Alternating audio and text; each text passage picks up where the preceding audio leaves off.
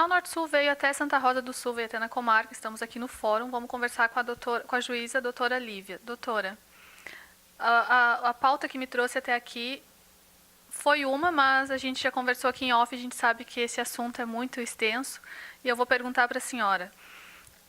O caso de uso capião na praia Xangri-Lá dos Mares, em Paços de Torres. Como é que chegou nas suas mãos e a partir de qual os fatores a senhora deu a sua sentença, que tinha, se eu não me engano, mais que 8 páginas. Isso é comum? Como é que acontece agora, daqui para frente? O que fazem os proprietários de terrenos depois de ler uma sentença como a sua e perceber que na praia continuam cada vez mais casas de madeira sendo colocadas em cima, tem material sendo descarregado? Como é que vai se dar a partir de agora? A primeira coisa é que, em relação a esse processo que você referiu, né, dessa sentença que foi prolatada, é que essa sentença ela foi uma sentença de extinção sem resolução de mérito. Né? Foi indeferida a petição inicial dos autores que pretendiam obter a propriedade desse imóvel pelo usucapião, que é um modo de aquisição originário da propriedade. Então, foi indeferida a petição inicial. O que isso quer dizer?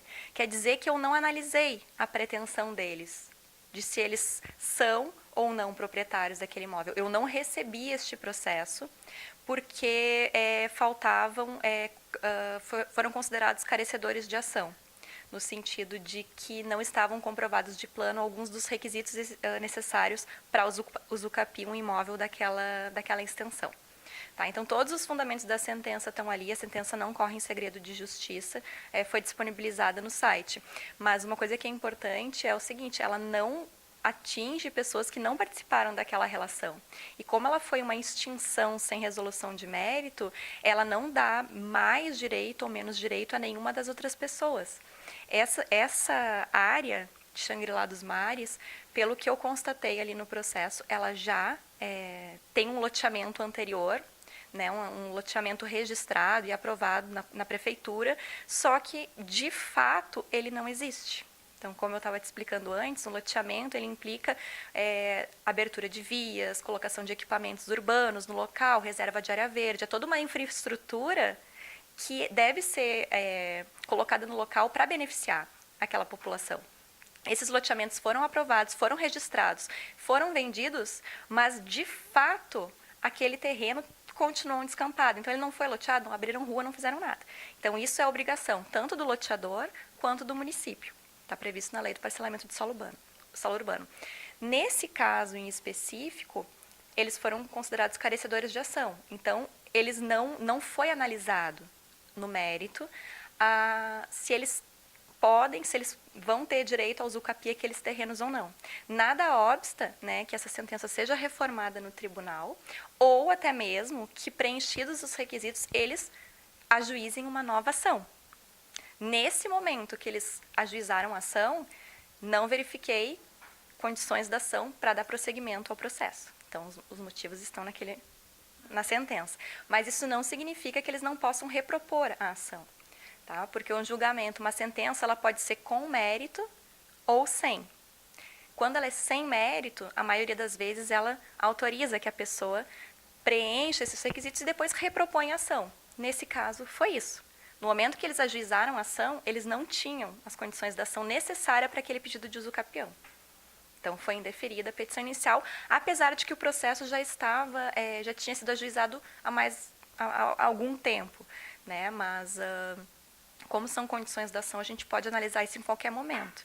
E uma das condições, né, que eu mencionei antes ali para ti, é que numa ação de usucapião, tem que haver obrigatoriamente a citação, ou seja, o chamado para ingressar a relação processual daquelas pessoas que constam como proprietárias do registro do imóvel que abrange aquela pretensão. Então, a situação jurídica não alterou, nenhuma.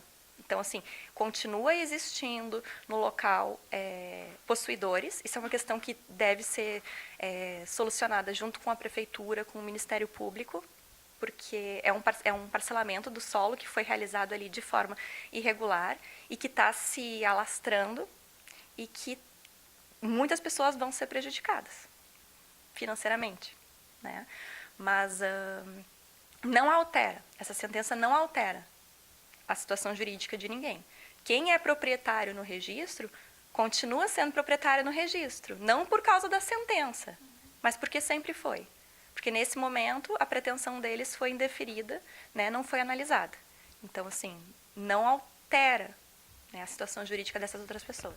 O que a doutora quer dizer é que, assim, mesmo saindo essa sentença, não quer dizer que aqueles possuidores tenham que sair da área. É isso? Qual seria a tua dica, então, doutora, para os proprietários de fato que têm escrituras e tudo mais? Dica eu não posso dar nenhuma, então isso eu aconselho que seja procurado um advogado, né, para tratar dessa questão. O que eu analisei pontualmente foi a pretensão dos autores neste processo. Então, quanto às outras pessoas, eu não tenho como precisar e também dica, também não tenho como dar. Então, assim, a regularização tem que ser buscada, né, pelos interessados, junto ao Ministério Público, junto ao município, né, porque são áreas grandes, né, que envolvem esses litígios judiciais. Então, uma organização, né, da sociedade também é muito importante nesse sentido, porque, primeiro, que as autoridades têm que tomar conhecimento, né, dessas situações que vêm ocorrendo. Então, trazer ao conhecimento do Ministério Público, procurar um advogado, né, para ser orientado juridicamente quanto à sua situação, né, que pode ser individualizada para qualquer pessoa. Doutora Lívia, os casos de uso capião em Pasto de Torres é bem recorrente, é um problema grave, né? A pessoa que está vindo para Pasto de Torres e quer investir o seu dinheiro ou que tem o sonho de construir uma casa na praia, o que ela deve fazer quando chega num município que está assim totalmente, quase totalmente irregular, né? O que a pessoa tem que fazer? Eu sei que a senhora não pode dar dica, a senhora já me disse, mas eu cheguei em Pasto de Torres, eu não conheço nada, não conheço ninguém. Para onde que eu vou? Eu quero comprar um terreno.